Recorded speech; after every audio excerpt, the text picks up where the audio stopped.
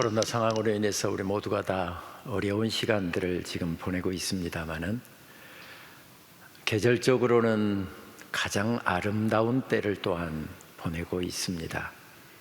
이 실록의 계절, 5월에 태어나서 5월의 세상을 떠나 5월의 시인으로 알려져 있는 피천득 시인은 이 5월을 그의 수필 가운데서 이렇게 노래합니다.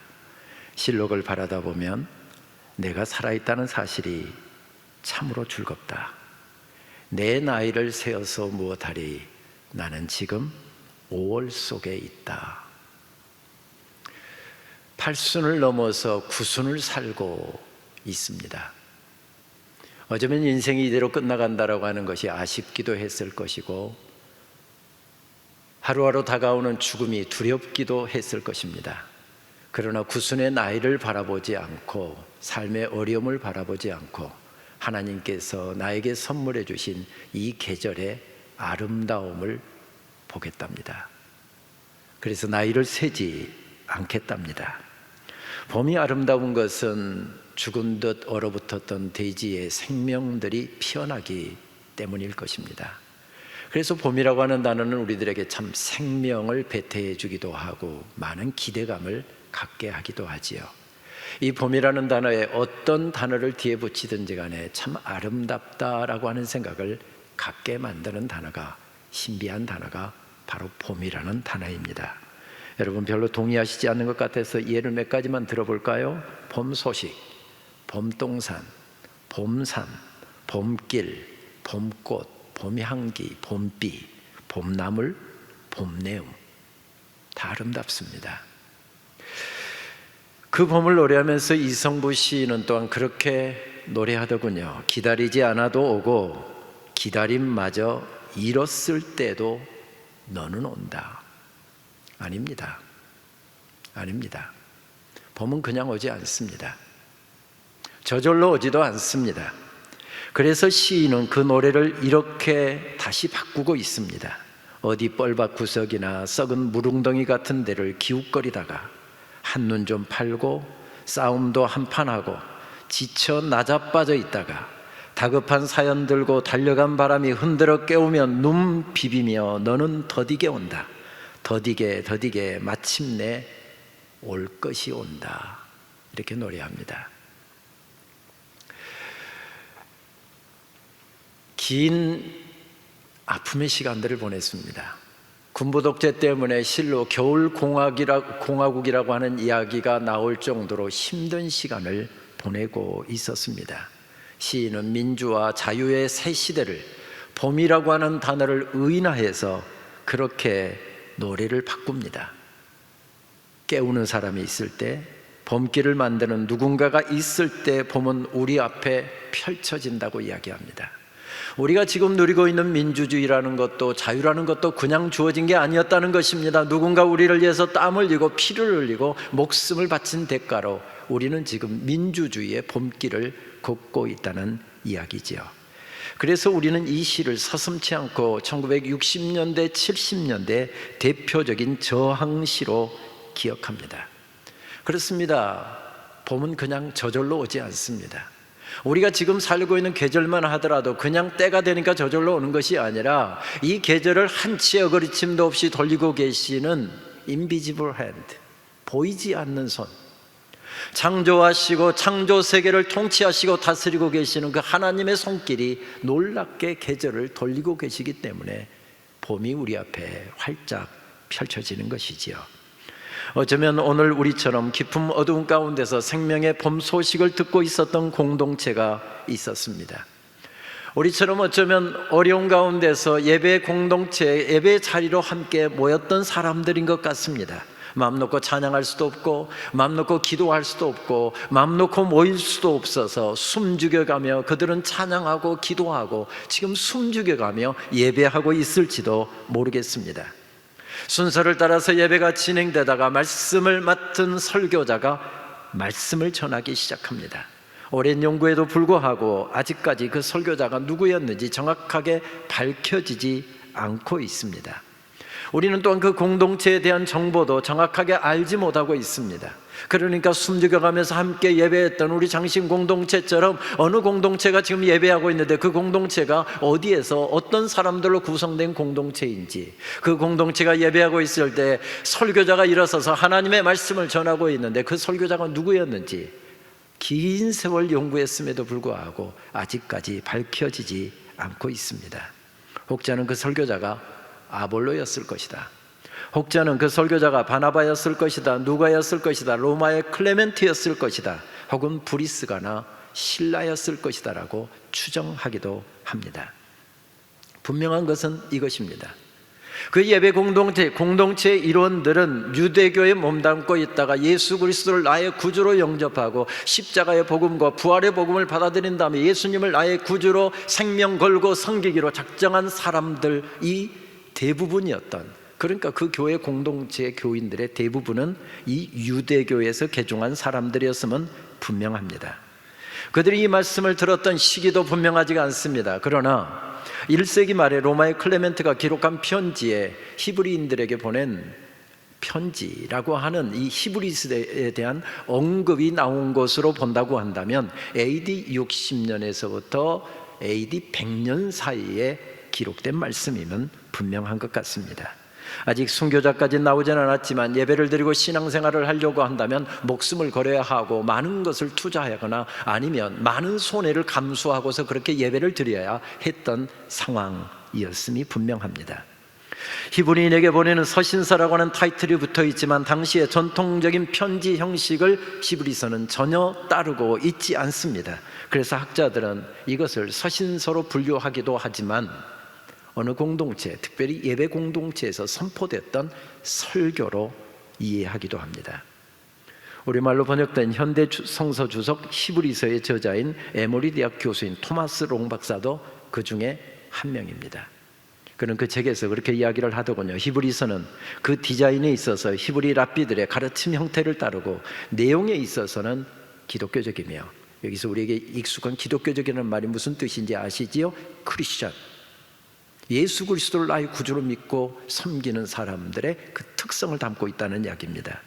그 정도에 있어서는 웅대한 설교의 표본으로 제시하고 있다, 이렇게 그는 주장을 합니다.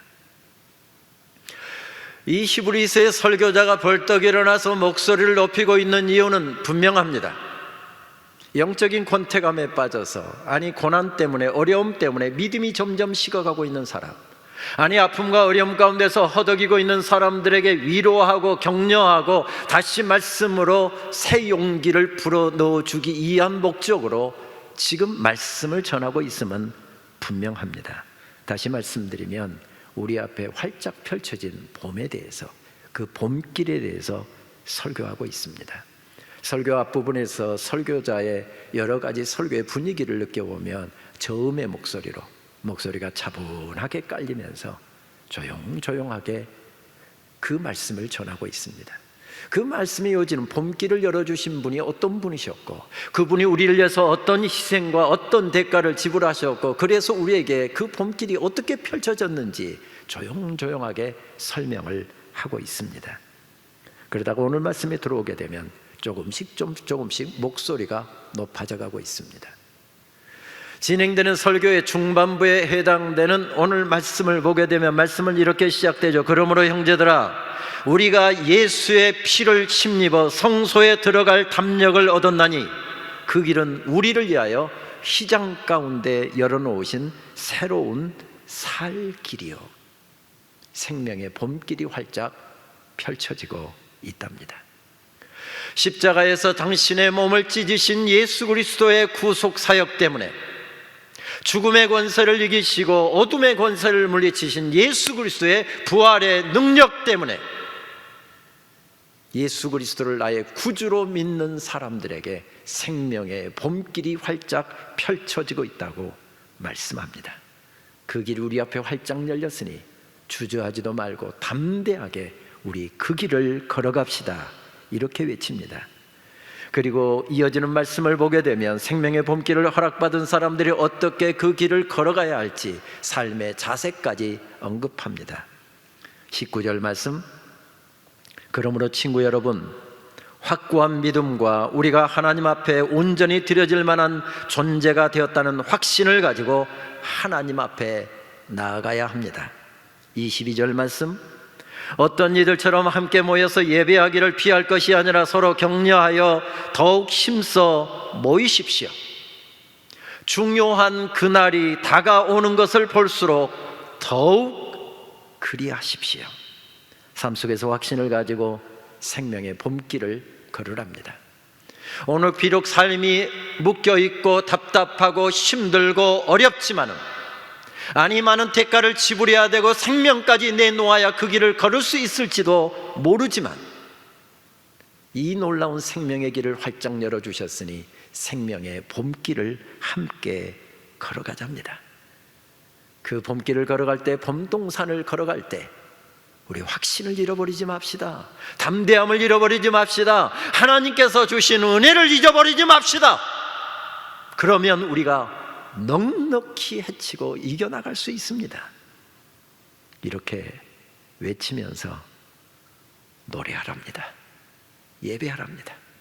그것만이 세상을 이길 수 있는 힘이고, 그것만이 권세자들을 이길 수 있는 힘이고, 그것만이 우리를 묶어버리는 어둠을 이길 수 있는 길이기에 일어서서 노래하랍니다. 예배하랍니다.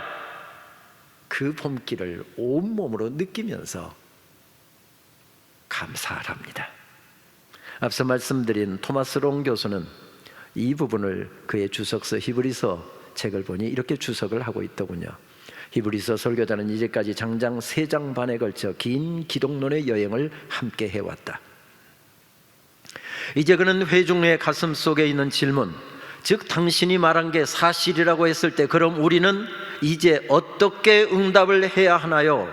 라는 질문에 답을 해야 한다. 정말 답을 원하십니까? 정말 답을 원하십니까?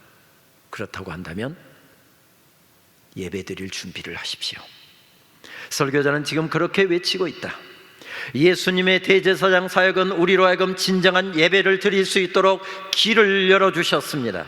그는 예배당 의자에 앉아서 진행되는 순서를 수동적으로 따라가는 것이 아니라 담대하게 성소로 들어가 자비로우시고 사랑이 많으시고 모든 세대의 주님이신 하나님과의 교제의 장으로 나아가십시오. 그 히브리 공동체의 설교자는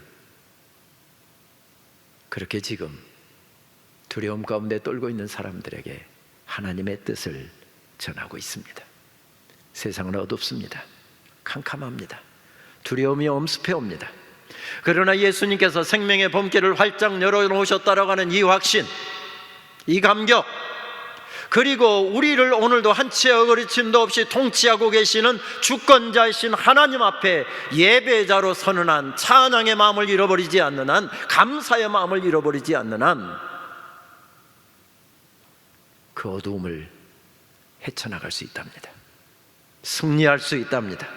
그래서 히브리서의 설교자는 예배하랍니다. 감사하면서 걸어가랍니다. 혹시 쓰러져 있는 사람이 있고, 혹시 넘어져 있는 사람이 있으면, 혹시 방황하고 있는 사람이 있으면 서로 격려하면서 일으켜 세우랍니다. 사랑의 손길을 내밀합니다. 그래서 함께 손잡고 그 봄길을 걸어가랍니다.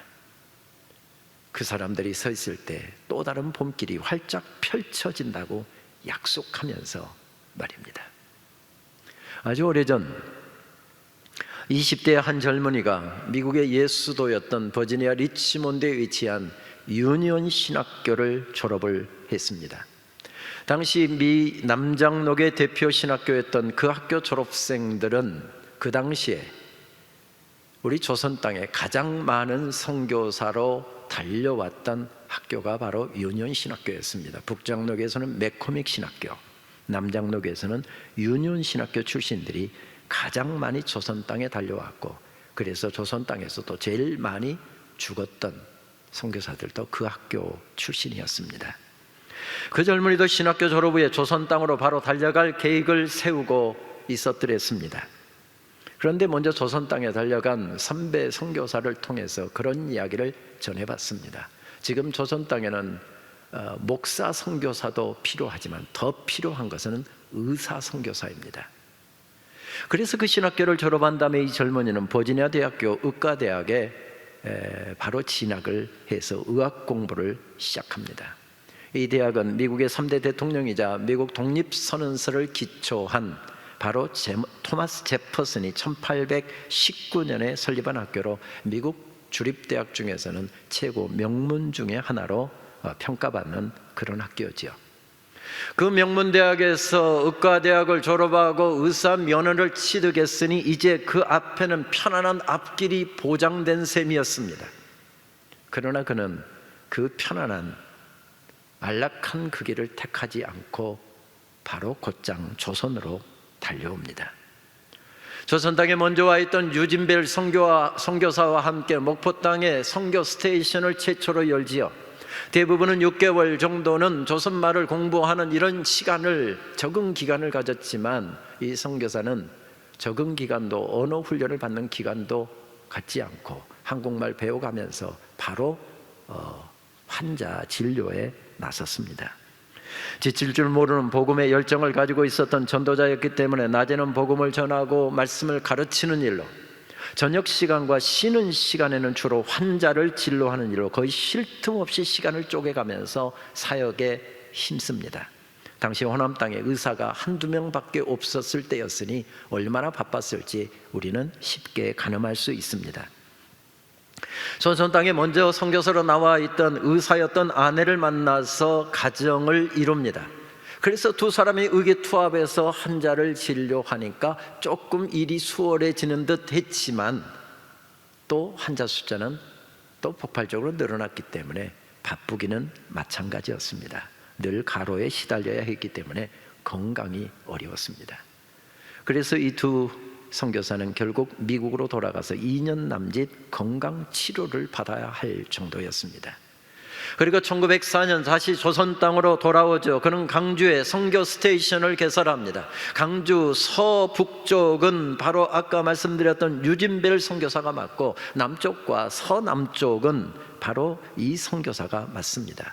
화순과 보성과 고흥과 광양, 강진, 해남, 진도, 완도, 영암, 목포, 무안, 나주 등이 그의 선교지였습니다. 얼마나 열정적으로 복음을 전했던지 1909년 바로 그가 맡았던 이 선교 지역에서 세례를 받은 사람만 200명이 넘었고요, 학습 교인이 430명이 이를 정도였습니다. 여러분 별로 감동을 안 하시는데 그 당시에는 이게 어마어마한 숫자거든요. 한 해 동안에 600여 명의 사람들이 예수님을 믿고 평생을 살겠다고 작정한 사람들이 그 정도였다는 것입니다. 그런 열매가 맺히는 동안 가로로 그의 건강은 점점 어려워지고 있었습니다. 1909년 3월달 그는 한 달 동안 계획을 세우고 또 선교 여행에 건강이 좋지 않는 몸을 일으켜 세워서 선교 여행에 돌입을 합니다. 그리고 3월 28일 주일 설교를 위해서 강주에서 약 60km가 떨어진 전라남도 장흥 땅에 도착을 했습니다. 그날 저녁 갑자기 3월 말인데도 불구하고 갑자기 한파가 몰아쳤습니다. 옛날에 여러 가지로 난방시설 좋지 않았잖아요. 갑자기 한파가 몰아치고 그러면서 그는 몸살이 나서 한밤중에 고열에 시달리며 여간방에 쓰러졌습니다. 주일날 예배 시간이 됐는데도 불구하고 목사님이, 설교할 선교사 목사님이 예배 시간에 나타나지를 않습니다. 그래서 교인들이 여간방으로 뛰어가 보았더니 거기에 의식을 잃고 선교사님이 쓰러져 있었습니다. 바로 가마에 태우고 바로 강주로 달렸습니다. 남은 사람들은 강주에 전보를 쳤지요. 산등성이를 3개 넘고 60리길을 달렸을 때에 환자를 가마에 태우고 가는 게 어디 속도가 나겠습니까? 산길을 넘는데 얼마나 힘들었겠습니까? 벌써 해가 어둑어둑 졌습니다. 그 선교사는 의식을 잃고 쓰러져 있고 상태가 워낙 위중했기 때문에 밤새 뜬 눈으로 눈을 밝힌 다음에 가마꾼들을 채용해서 강주로 그 다음 날 또 달렸습니다. 선교사를 살리기 위해서 가마꾼들을 바꾸어 가면서 사흘 밤낮을 꼬박 달려서 강주에 도착했을 때는 수요일 날 새벽 2시경이었습니다. 강주 지역의 유일한 의사였던 로버트 윌슨 선교사, 이분은 나중에 애양원을 돌보았던, 애양원을 진료했던 그 선교사님이죠.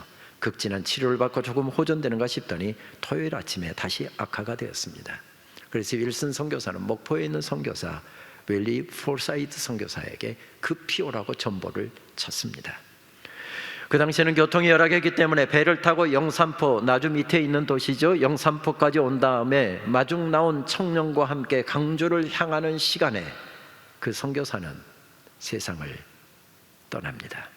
조선 땅에 온 지 정확히 11년, 나이는 42살, 사랑하는 아내와 세 자녀를 남겨두었고 그가 세상을 떠난 지 40일 후에 유복자가 태어났습니다. 그는 현재 강주 양림동산, 바로 호남신학대학교 건너편에 있는 이 양림동산에 현재 묻혀 있습니다. 그의 이름은 클레멘트 오웬 선교사입니다.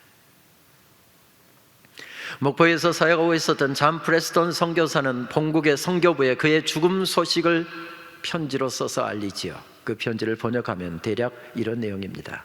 약도 적절한 영양 공급도 받지 못한 채 그는 사흘 동안 가마에 쭈그려 앉아 매서운 북풍을 맞으며 견딜 수 없는 옆구리 통증을 견뎌야 했습니다. 이 극심한 여행이 그에겐 무슨 의미가 있었을까요? 그는 꺾이지 않을 것 같았습니다. 그런데 토요일 아침 갑자기 위급함이 몰려왔고 윌슨은 목포에 있는 폴사이드를 급히 불렀습니다. 그러나 그날 밤 갑자기 끝이 왔습니다. 지친 병사에게 필요했던 것은 힘이었습니다.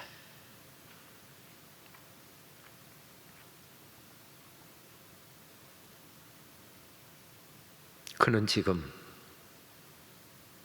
감미로운 하늘 안식을 누리고 있을 것입니다. 만약,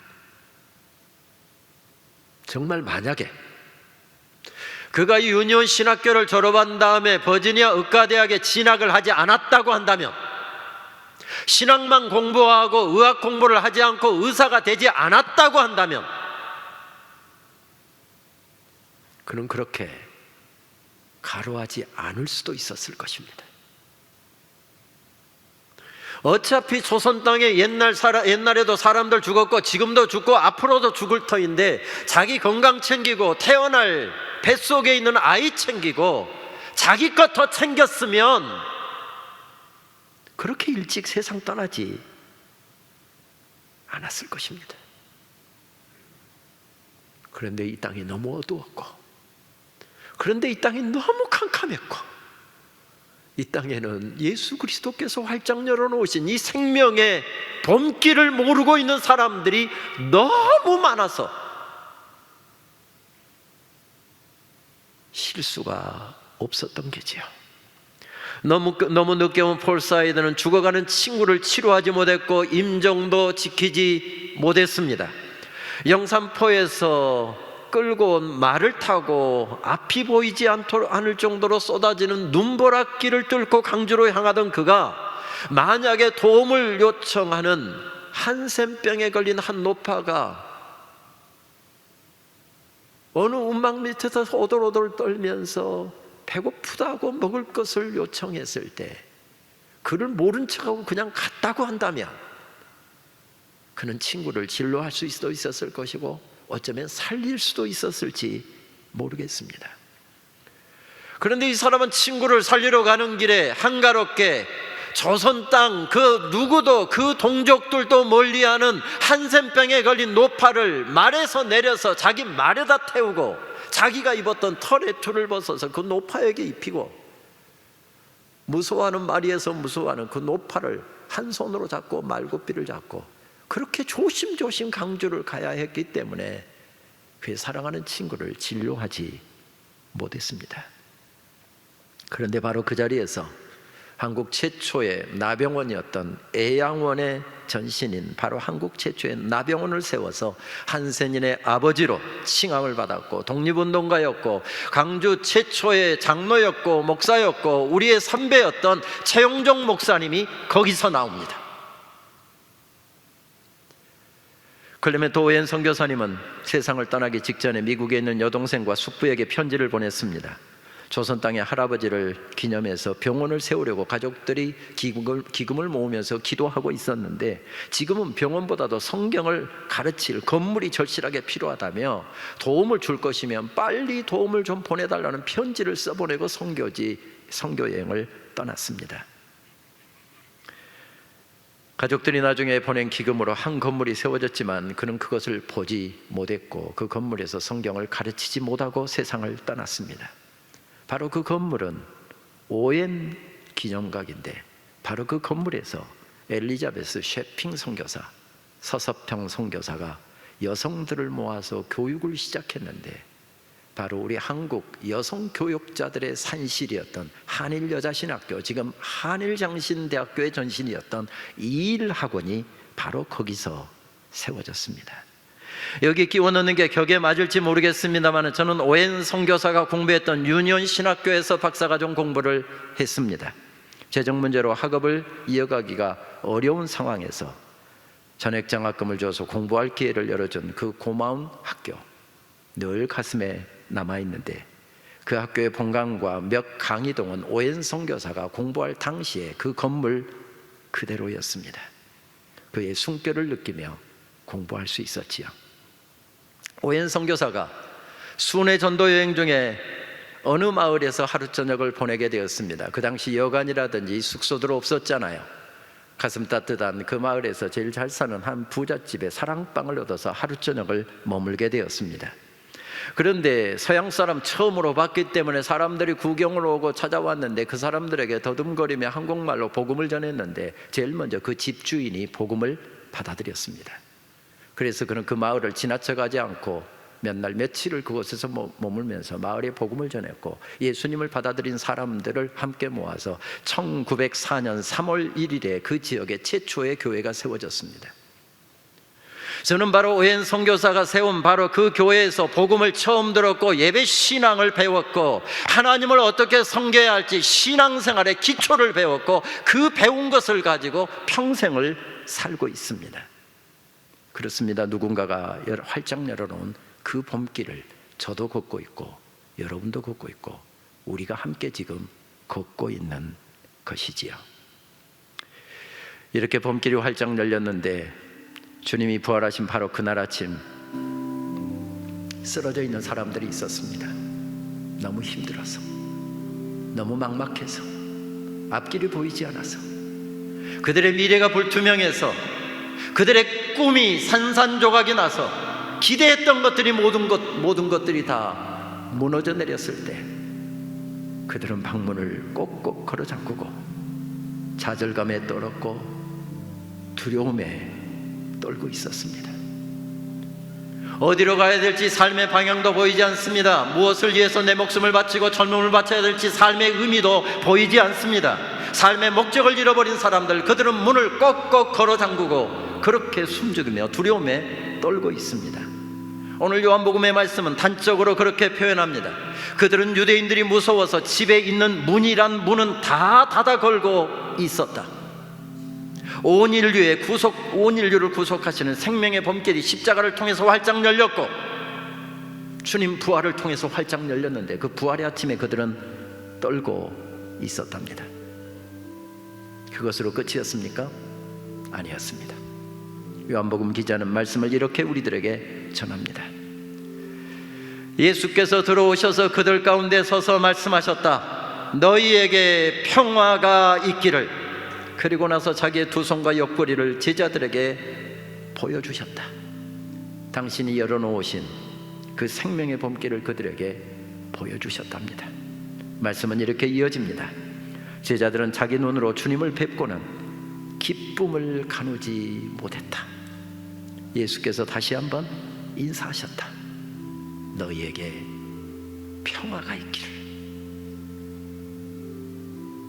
너희에게 평화가 있기를. 아버지께서 나를 보내신 것처럼 나도 너희들을 보낸다. 그들 앞에 봄길을 열어놓으시고 그 생명의 봄길을 걸라고 초대해 주신 주님께서 봄길을 거는 사람들에게 나도 너희들 보내니 가서 너희들의 가정에 사역의 자리에 상처 입은 성도들에게 어린 아이들 가슴속에 방향을 잃고 방황하는 청년들에게 청소년들에게 이 봄길을 가서 열어라. 나도 너희를 보낸다. 나도 너희를 보낸다. 정호성 시인은 노래합니다. 길이 끝나는 곳에서도 길이 되는 사람이 있다. 스스로 봄길이 되어서 끝없이 걸어가는 사람이 있다. 스스로 사랑이 되어서 한없이 봄길을 만들어가는 사람, 한없이 봄길을 걸어가는 사람이 있다. 우리는 이것 때문에 모인 사람들입니다. 이것 때문에 지금 몸부림치는 사람들입니다. 내 심장에 동피 식는 그날까지 내 젊음도, 내 재능도, 내 가진 것도, 내 모든 것도 다 들여서 이 봄길을 걸어가면서 감격하기 위해서 모인 사람들이고, 어둠으로 가득 찬 이 세상 가운데 봄길을 열어가기 위해서 우리는 모인 사람들입니다. 오늘 히브리서 설교자는 이렇게 우리들에게 주님의 명령을 들려줍니다.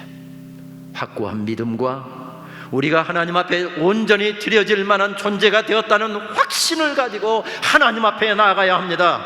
우리를 앞으로 이끌어주는 약속을 굳게 붙잡으십시오. 그분은 언제나 자기 말을 지키시는 분이십니다. 창의적으로 사랑을 권하고 도움의 손길을 펼치십시오.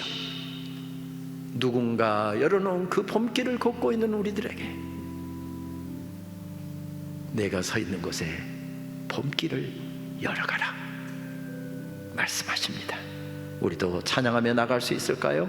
약한 나로 강하게, 가난한 날 부하게, 눈먼 날 볼 수 있게 주 내게 행하셨네. 우리 독창자가 먼저 고백을 하겠습니다.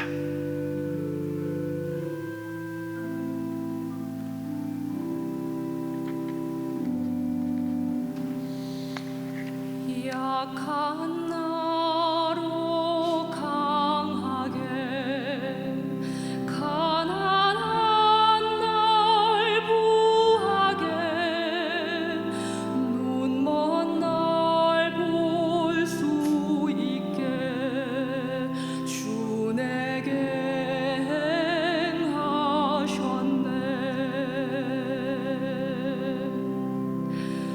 내가 건너야 할까, 거기서 내 죄 씻겼네.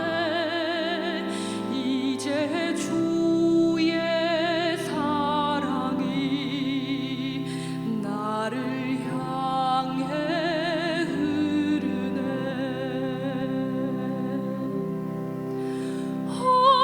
호산나 호산나, 죽임당한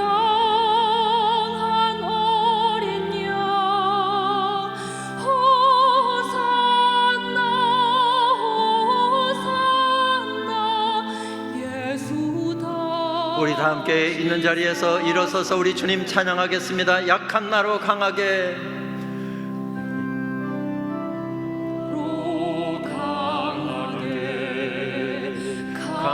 가난한 날 부하게, 눈먼 날 볼 수 있게 주 내게 내가 건너야 할 강, 거기서 내 죄 씻겼네. 내가 건너야 할 강, 거기서 내 죄 씻겼네. 이제 주의 사랑이 나를 향해 흐르네. 깊은 강에서 주가 나를, 깊은 강에서 주가 나를 일으키셨도다.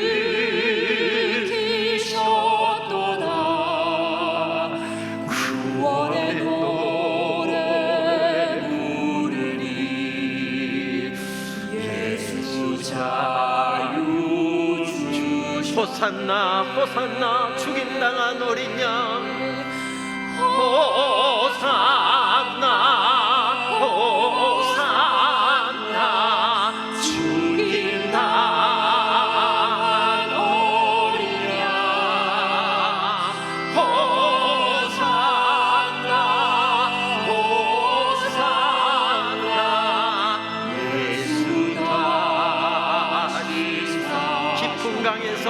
주께서 나를 일으키셨도다. 강에서 주가 나를 일으키셨도다.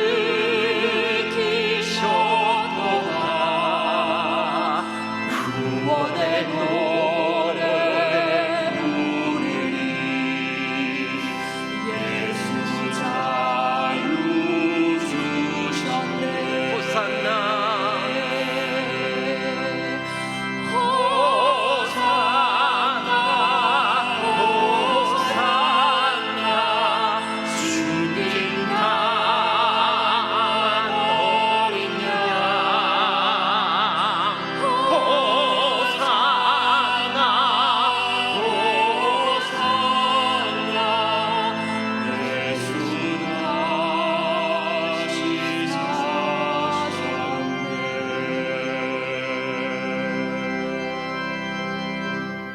앞길이 불투명한데,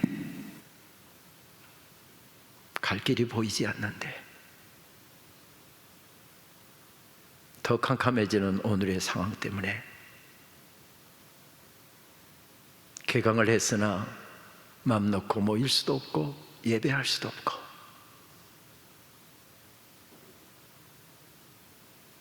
그런 상황 가운데 서 있는 히브리인들의 공동체, 어느 공동체 가운데 설교자는 생명의 봄길을 외칩니다. 우리 앞에 생명의 봄길이 활짝 펼쳐져 있답니다. 우리 주님께서 십자가에서 죽음의 권세를 깨트신 무덤에서 활짝 열어놓으신 생명의 봄길이 우리 앞에 있답니다. 그리고 그 봄길에 우리를 세워주셨답니다. 아버지께서 나를 보내신 것처럼 나도 너희를 보낸다, 그 주님이 말씀하시면서 사역의 자리에서, 서 있는 자리에서, 삶의 자리에서, 인생길에서 생명의 봄길을 펼치랍니다. 말씀 듣고 그렇게 살기 위하여, 그렇게 걷기 위하여, 그렇게 예배하기 위하여, 그렇게 찬양하기 위하여 삶의 자리로 나가는 하나님의 이 사랑스러운 사람들, 하나님의 이 어여쁜 사람들 머리머리에 우리 주님 예수 그리스도의 은혜와 하나님 아버지의 크신 사랑하심과 성령님의 교통하심이 이제로부터 영원토록 함께 있어지이다. 아멘.